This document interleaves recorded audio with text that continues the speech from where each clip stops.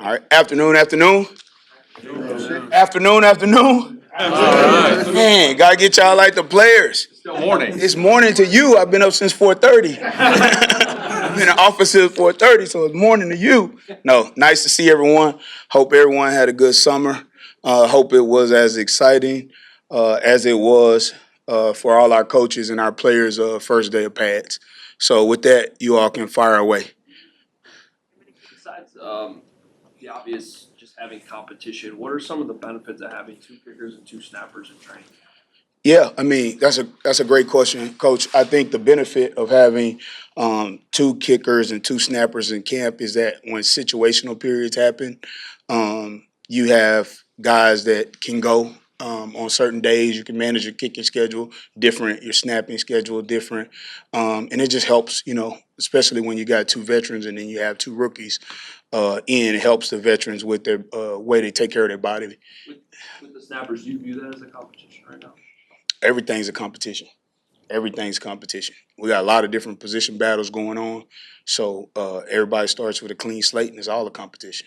When it comes to the kickers, how do you pick what values more, right? Cairo's a lot more accurate from a shorter distance. Kim has a little bit longer leg, but we've seen him miss some more. How do you pick, is it better to kick from longer, or is it better to just have the closer accuracy? Yeah, that's an interesting perspective, Pat, because we go back and forth with that a lot. I think the number one thing with kickers is accuracy.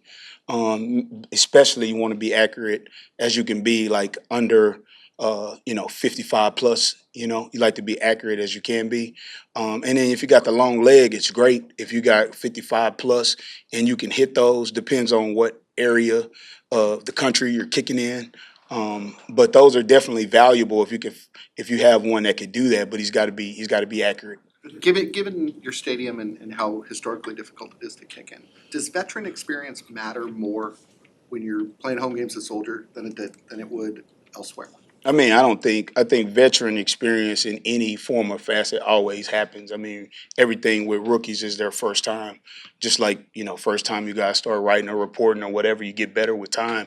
But it doesn't matter at any position, whether it's a veteran or a rookie. We expect them all perform and perform at a high level. So when you have this many new players coming in, potential special teams players, you have a lot of athletes, you have a lot of guys that can learn the system. How do you assess who has the right mentality to play on that unit?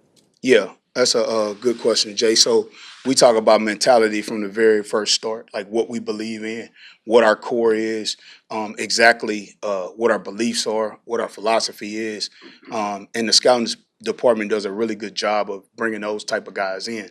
So from day one, if you don't have that, then you're probably not going to last in our room. But we judge that by the way they work. We evaluate everything they do.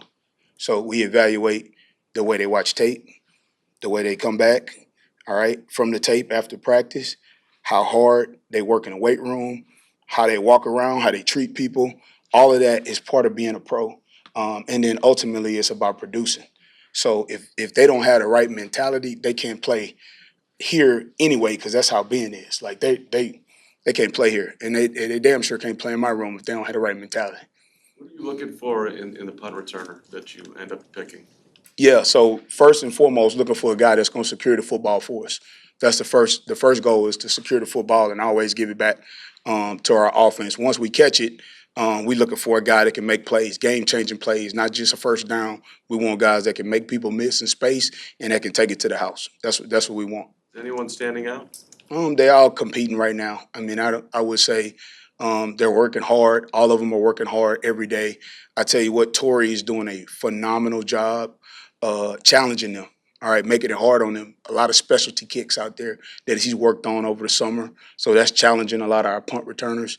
We're fortunate here because Randall L., was a punt returner in this league, and we got all our coaches back there helping. Obviously, we're coaching them, but they're coaching them too. So we're fortunate to have Antoine back there, and he loves it. What changed play calling for you coming this season with all the different kinds of punts that Torrey can do? We've seen him break out so many different numbers. Is it, at a certain yard and distance, this the kind of punt we need here?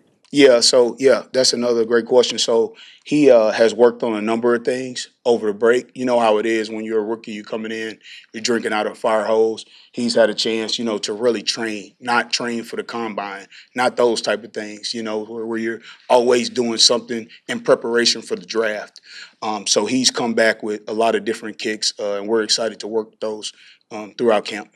When you get into next week and you have to put the puzzle together on how to use the joint practices and the actual preseason game, what's your balance knowing how much you have to learn about so many different guys on teams? Yeah, it's a tough task. We're up for it, but we're going to try to get as many guys evaluated and looked at as possible. The joint practices will tell us a lot. Padded practices will tell us a lot.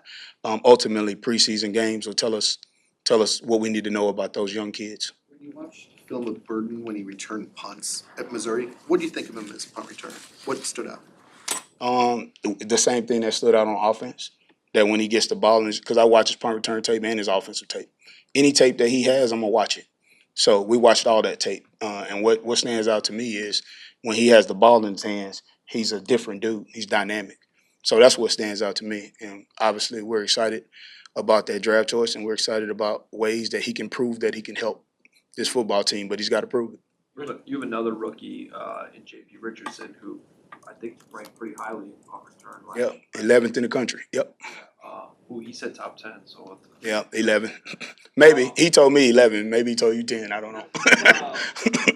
But what does he need to do to get in that mix? Because a guy like that type of job could be something that helps him make the team. Yeah, he's in the mix. He's on the chart just like everybody else. He'll get his opportunities.